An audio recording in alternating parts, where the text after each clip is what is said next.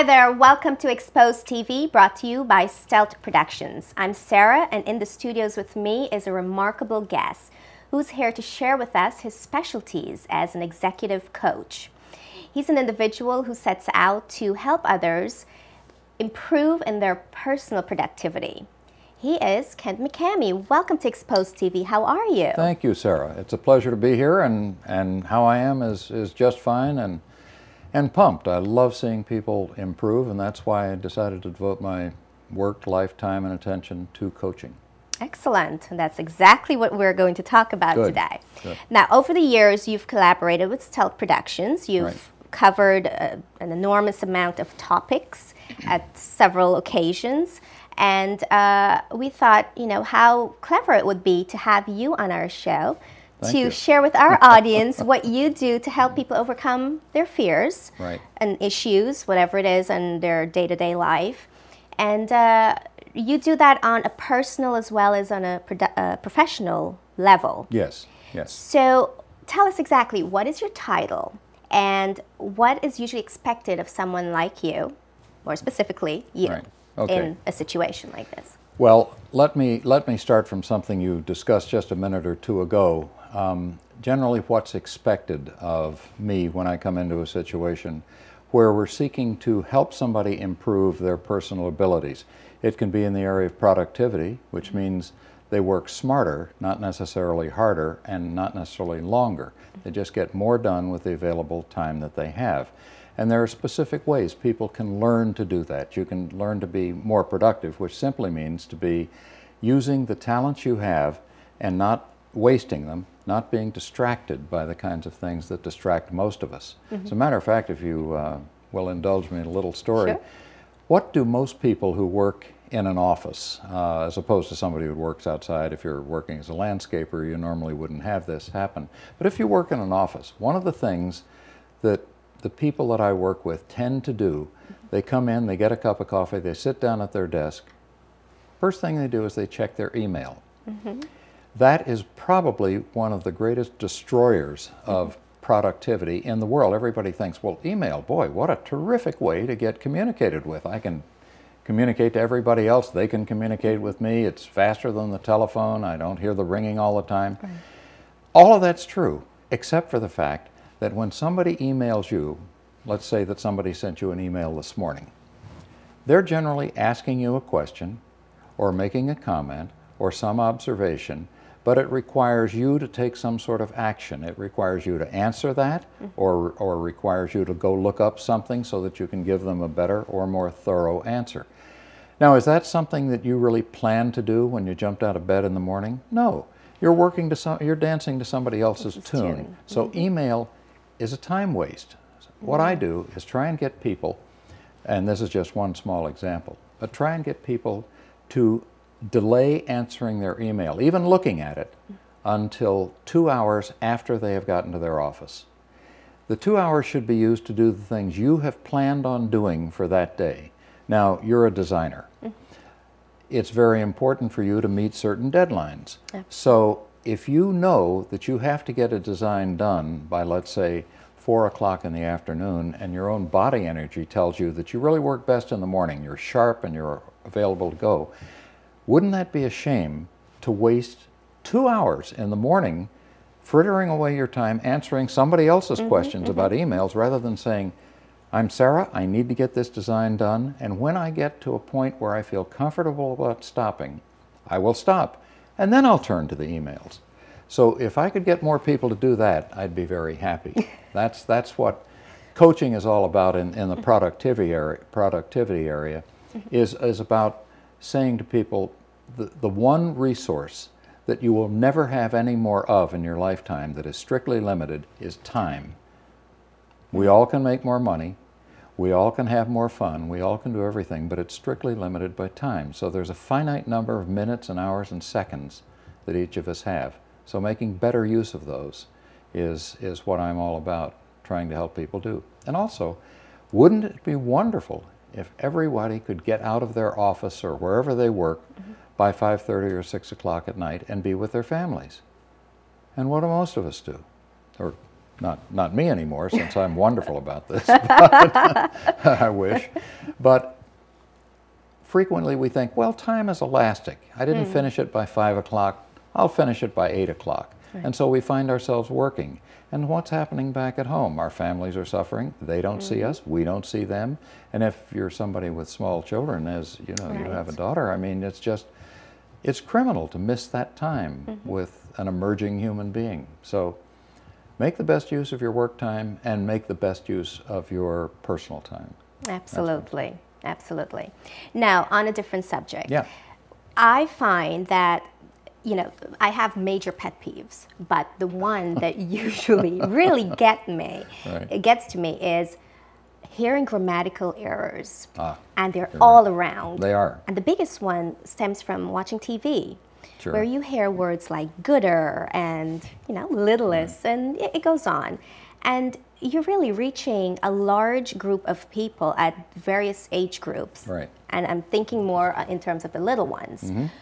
And you tend to put people up that you watch on TV on a pedestal. So, of course, whatever they say has to be correct. Right. So the information that's given to you is incorrect starting at such an early age.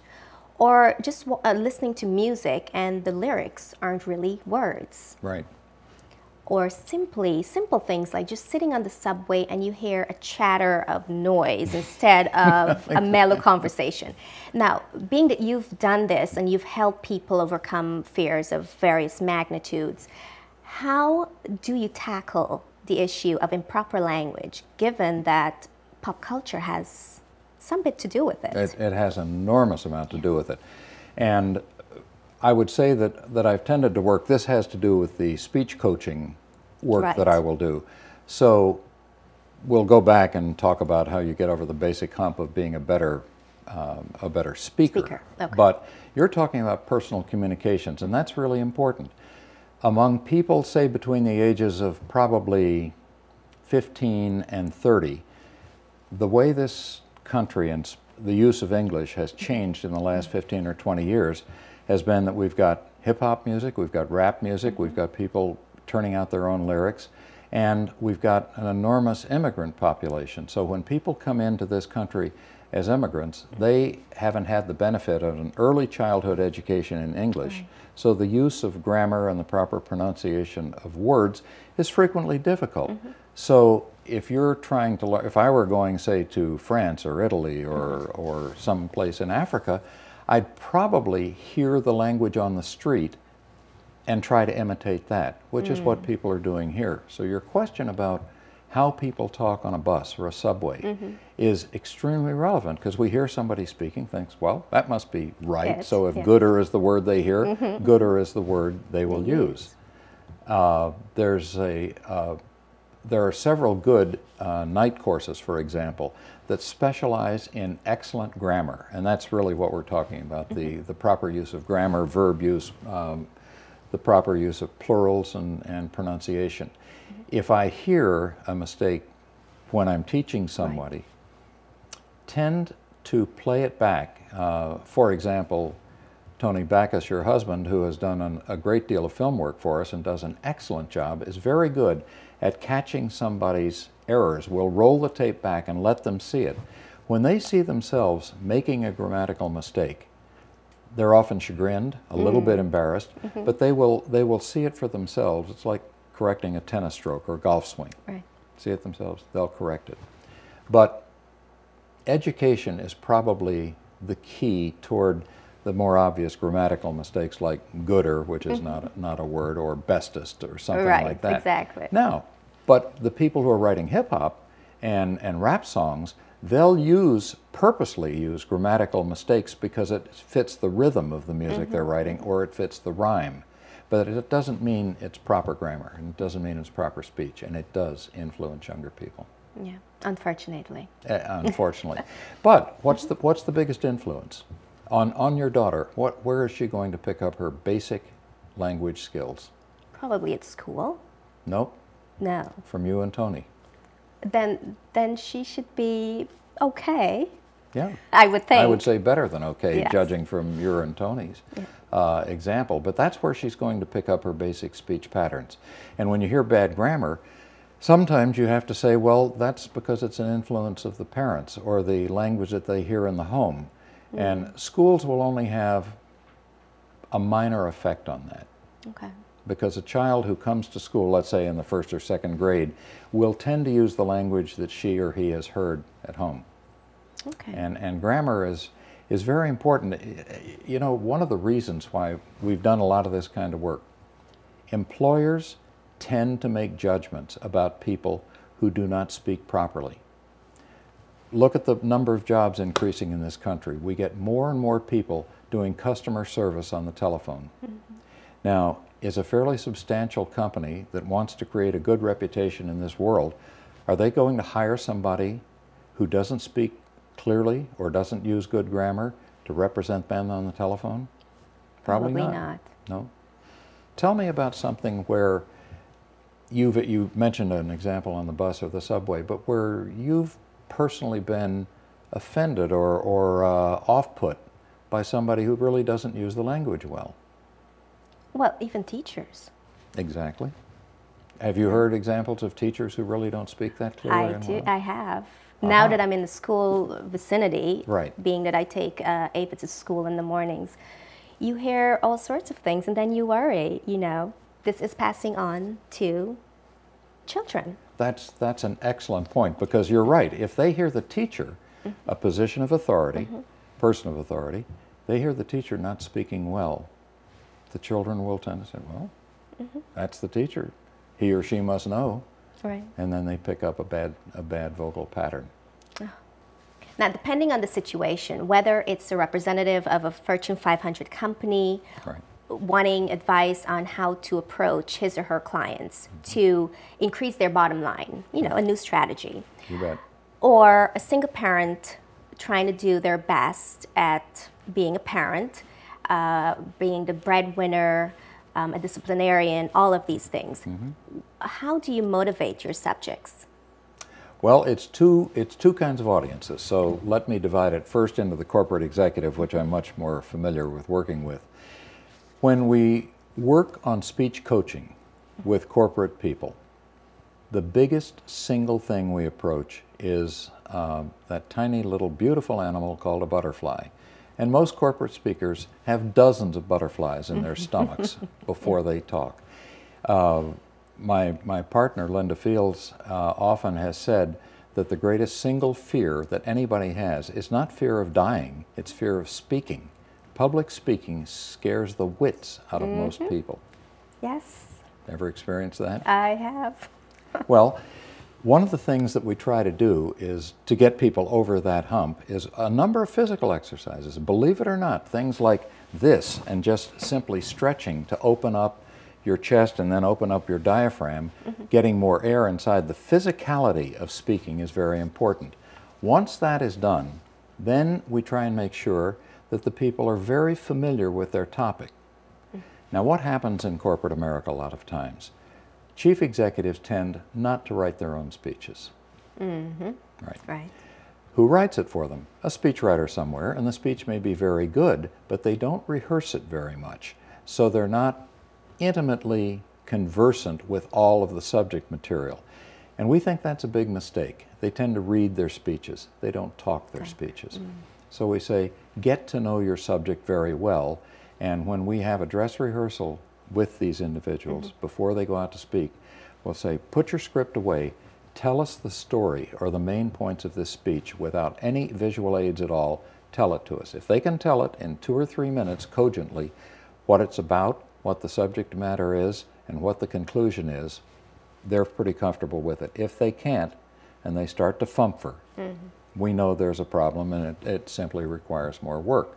So getting over the fear of public speaking is the first thing, and then getting to be capable and skilled at delivering a verbal message is the next thing. Okay. Now, you asked me about parents. You're right. Okay. One thing that is very important to get children to do is talk to you a lot. You know, what's the common question that, well, I don't know if your daughter's old enough that you can ask her a question now, but when most parents are sitting at the dining room table at night, what do they tend to ask the child? Well, how was your day? Perfect. That's it. And what does the child generally say? Oh, well, with Ava, it's from the start, from the time she's dropped off at school. She's got a tendency of giving you a list of the events. She from will. The start. Yes. Then you are gifted and very fortunate. Most children, how was your day? It's okay. Well, did anything happen? Nope. Oh, we do get that also. Yeah. We Right. do get that on Right. certain days. So what can you do about that? What do you do? What do you and Tony do when if Ava tends to be fairly short in what she talks about? Oh, really? Is that all that you did? Well, you know, did you have playtime? And you try to, you know, try to get her to speak about all the various things you've heard before. Exactly. So. Well, that's terrific, Sarah, because if you do that, even though you prompt your daughter, you are getting them to practice being articulate, saying it out loud. Have you ever had the instance where you have some wonderful ideas in your head and they are going to be beautiful, and if, pardon me, can't wait to get home and write them down because they're going to be great. And then you get home to start writing them down. Can't remember. Either you can't remember or they sound dull or mundane Yes. or where was that beautiful, wonderful thought I had? It goes away. Yeah. So the more practice you have at being articulate, saying things out loud, the better you get. It's like anything. Practice. Practice at tennis, practice at swimming, practice at dress Everything. designing. You get better with practice. Now, upon arrival at one of these sessions, because you do so many Sure. different types of sessions, the subjects, the individuals that you're there to coach, they already know you're coming. Yes. So how eager or reluctant are they to admitting their fears, their issues? Great question.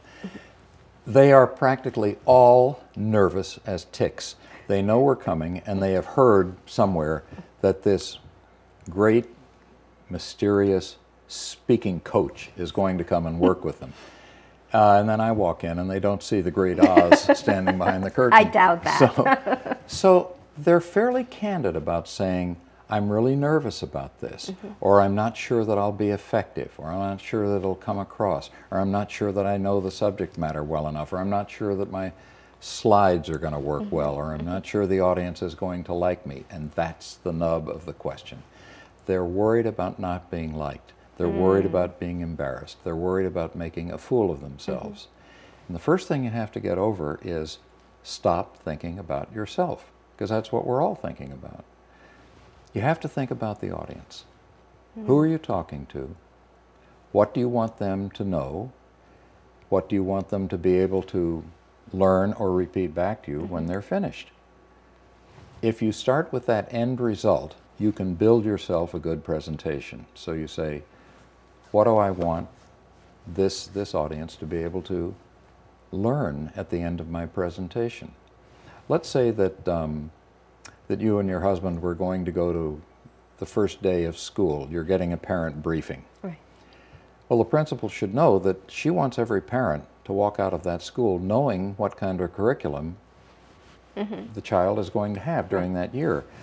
But if the principal talks about, well, we have a school that's 23,000 square feet, and we have 19 classrooms, and each classroom has 20 desks in it, and we use crayons.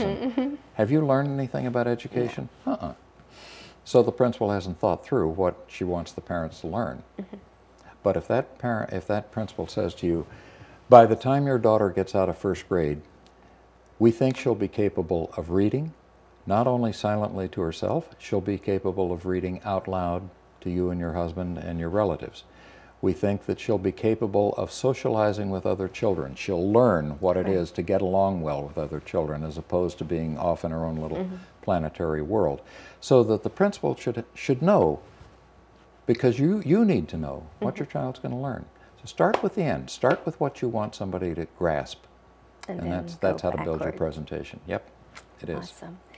Now, depending and over the period of time that you've been doing this, is there a better form of communication? That is a one-on-one, in person, or a telephone, or any of those, or vice versa? Okay.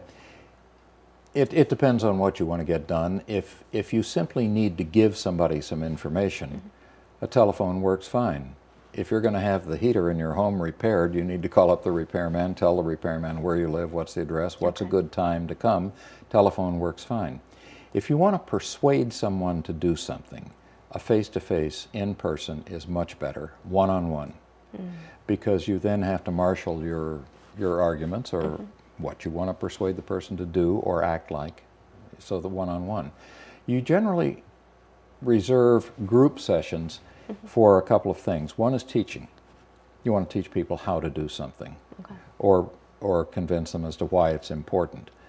And so you want a whole group to learn it because you don't want to have to go repeating it to 20 different people at the same time. It's bad use of time and all of that.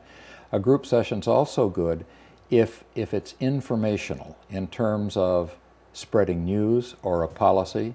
I mean, there was the huge tragic tsunami and subsequent earthquake, or the earthquake and then the tsunami that happened in Japan, and then the nuclear difficulty that spread from that. So the people who had the inside knowledge, they talked to whatever large groups remained about having to set up a 25-mile perimeter around that. So they told lots of people at the same time, and they're very anxious to get their story out on the news media. I don't know if you remember at the time, but you couldn't turn on a television set without hearing about that. So that's the better way to spread that. One-on-one, the engineers that were working on that issue had to work one-on-one because the people who were trying to correct the nuclear spread, you know, they had to know intimately what they and their partner was doing. So it depends on what the situation is. Okay. And given that you've been in the industry for a longer time, do you prefer a form of communication over others? Oh, it's an interesting question because I don't think I've ever thought that much about it. I prefer always to be face-to-face in front of a client. In fact, I'll often get asked a question on the phone once we've set up an opportunity to go in and work as a speech coach in a company. The person we're going to work with will call up. They'll say, Kent, what is it that you're going to do? Or why is this going to help me? Or why did the chief executive of my company suggest that you and I should work together? And I will almost invariably say, Jim, it's good to have those questions and they're intelligent questions, but I'd rather come and meet with you in person to discuss the answers to your question. Well, why can't you just tell them to me over the phone? Because of a couple of things. I don't know whether you on the phone are distracted by half a dozen other things. You're looking at your wristwatch, you're making notes over here, you're doodling, you're thinking the other phone is ringing and I should answer that. There's an employee standing outside your door waiting to get in. I don't know that your mind is with me. But if I'm sitting in front of you, it's real hard to get distracted because you know I'll notice it. Now, I'm thinking, being that you're doing this after a few decades, I'm imagining. I'm a lot older than that, yes. Decades is right. That it's a gratifying career for you. It's wonderful. So what motivates you still? Oh, it's very simple. I love seeing people learn, improve, and grow. It is the most incredible thing in the world. It's why probably some athletic coaches would much rather coach than play, even though they're probably too old to really play at the top of their game, but they'd rather coach because you get the opportunity to see people grow, develop new techniques, become more skilled at what it is they do, and what I do is teaching them, and if the teaching is working and these people are improving, that is a terrific feeling. Now, I'm a bit reluctant to finding out what you think about my hosting abilities, so you can tell me that in private. Can I tell you now? You're going to save that, okay. Now, you're a wonderful and gracious host, and I need to tell you that. And on that note, we want you to tell the viewers how they can find out more about you and what you do. Oh, it's fairly easy. The name of my company is the Atlantic Leadership Group, and we're headquartered in New York City. And should we ask if everybody has a pen and pencil ready?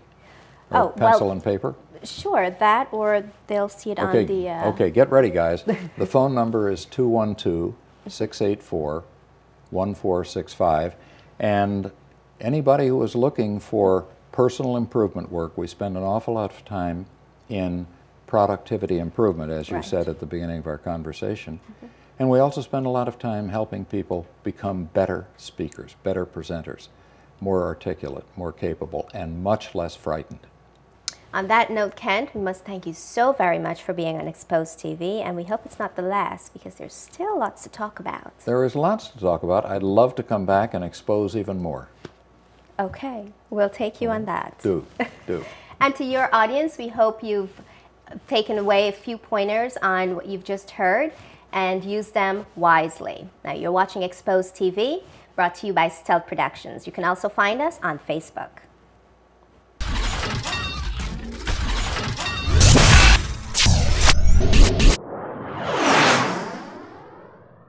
Support for Xposed TV is brought to you in part by Stealth Productions, providing video production services since 1998. Whether it's services in our studios or out on location, Stealth Productions is versatile in delivering and meeting its clientele's needs. Visit us online at stealthtv.com. Additional support is provided by 342436.com for feminine clothing that's old Hollywood glamour inspired, jolted with a modern twist for the perfect fit every time. Visit us online at 34-24-36.com or find us on Facebook.